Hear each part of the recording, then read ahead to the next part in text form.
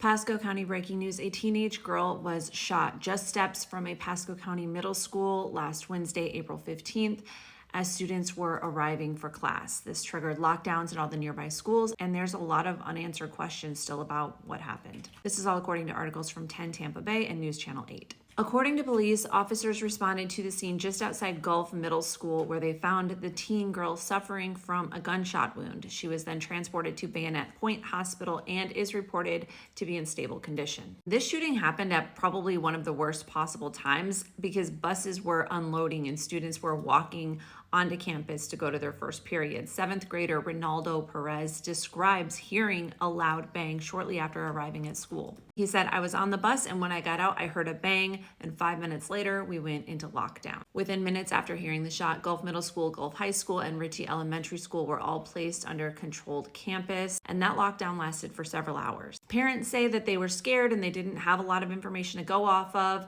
They said, "We didn't know if the problem was inside of the school or outside of the school." By Thursday, police confirmed that 2 adults who were at the scene had been arrested, but they weren't arrested for the shooting itself.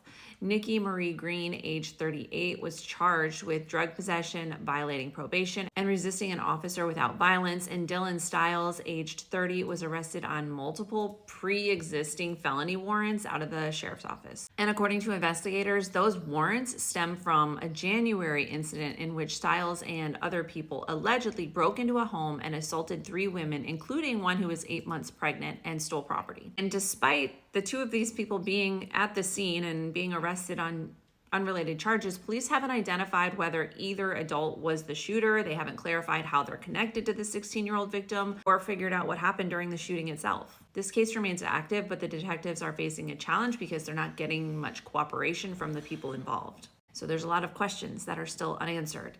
Who fired the shot? What led to the shooting? And why did it happen so close to a school at the exact moment that students were arriving? Lots of questions still. I'll keep my eye on this as it's unfolding and let you know what else comes of it. Make sure you're following along here for all your Pasco County news and updates. I'll see you next time.